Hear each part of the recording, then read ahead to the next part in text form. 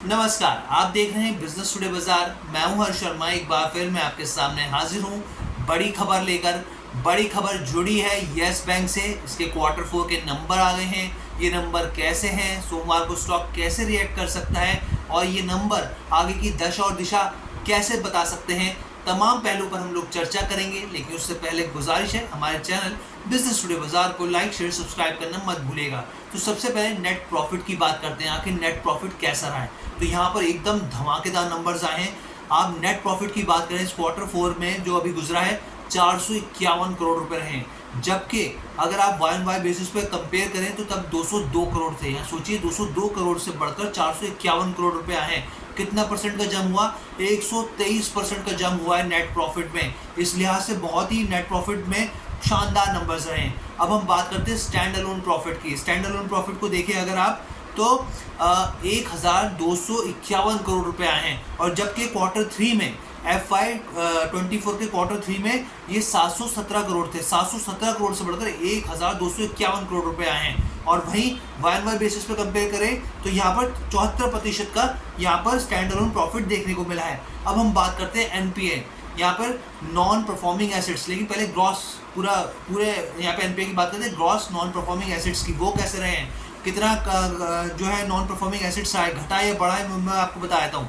तो यहाँ पर देखिए पिछले क्वार्टर में, पिछले साल के सेम क्वार्टर में 2.2% था ग्रॉस एनपीए, अब घटकर 1.7% हो गया है। यानी एनपीए में, ग्रॉस एनपीए में कटौती देखने को मिली है, जो कि एक अच्छे संकेत होते हैं बैंकिंग रिजल्ट्स के हिसाब से देखा जाए तो। नेट एनपीए के मोर्चे पर क्या स्थिति है? नेट एनपीए जो है वो पिछले साल सेम क्वार्टर में 0.80% था, अब यहाँ पर घटकर 0.6% हो गया है यहाँ पर। तो इस लिहाज से भी नेट एनपीए में भी यहाँ पे कटौती देखने को मिली। ग्रॉस एनपीए और नेट एनपीए दोनों कम आए हैं यहाँ पर। अब बात करते हैं ग्रॉस स्लिपरेज की।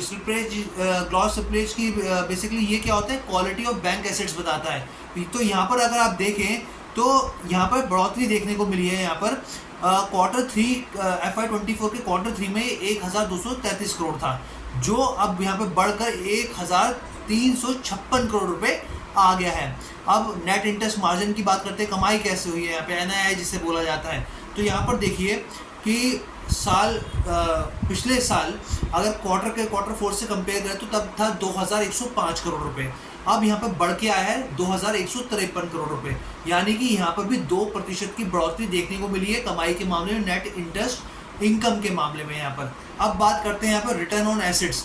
भाई एसेट्स पर रिटर्न कितना मिल रहा है, तो यहाँ पे भी बढ़ोतरी देखने को मिली है। यहाँ पे क्वार्टर वाइज किया है मैंने, क्वार्टर 3 में FY24 के क्वार्टर 3 में ये 0.2% था, और अब ये बढ़कर 0.5% हो गया है। यानी कि 0.2% से बढ़कर 0.5 हो गया है assets on return on assets की बात की जाए। अब हम लोग आगे बात करते हैं नेट एडवांसेस की। एडवांसेस को लेकर कितना परसेंट ग्रो हुआ है, तो देखिए नेट एडवांसेस वाई बेसिस पर 13% की बढ़ोतरी हुई है, और ये अब बढ़कर 2.27 लाख करोड़ रुपए हो गए हैं। यानी कि नेट एडवांसेस में भी अच्छी बढ़ोतरी देखने को मिली है।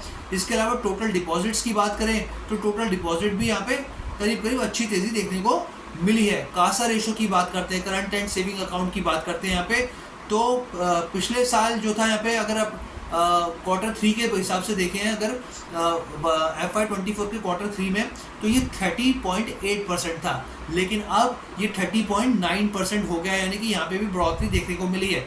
और इसके साथ ही जो बैंक के जो ग्रोथ मोमेंटम सबसे ज़्यादा देखने को मिला है वो एसएमई सेक्टर में, स्मॉल एंड मीडियम एंटरप्राइजेज में, मिड कॉर्पोरेट में देखने को मिला है। जो एडवांसेस दिए मिड कॉर्पोरेट में, ग्रोथ जो है बेसिकली कॉर्पोरेट और एसएमईज के थ्रू आती हुई दिखी है। तो ये मैंने आपको नंबर्स बताए येस बैंक के। येस बैंक को लेकर जो प्रॉफिट है ज़बरदस्त देखने को मिला। एक बार हम बैंक की चाल भी देख लेते हैं, येस बैंक की चाल कैसी रही है पिछले कुछ दिनों से। तो ये देखिए अभी जो स्टॉक है ट्रेड कर रहा है 26 रुपये के आसपास, और पिछले 5 दिन में देखें स्टॉक तो करीब 8% दौड़ चुका है ये स्टॉक, और एक महीने की चाल देखें इसकी तो करीब 12% का रिटर्न दे चुका है यहाँ पर। अब देखना होगा कि सोमवार को ये स्टॉक कैसे रिएक्ट करता है, क्योंकि नंबर्स तो बहुत शानदार आए हैं।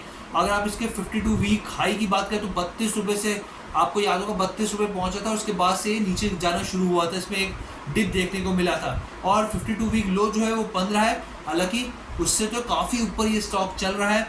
अब देखना होगा कि ये स्टॉक कैसे रिएक्ट करता है। हालांकि पी जो है इसके 74 के आसपास है, लेकिन देखिए नंबर जब अच्छे आते हैं तो पी में कटौती देखने को मिलती है और पी अगर कम होता है तो उसके हिसाब से एक अंदाज़ा लगाया जाता है कि अच्छी स्थिति में है यहाँ पर।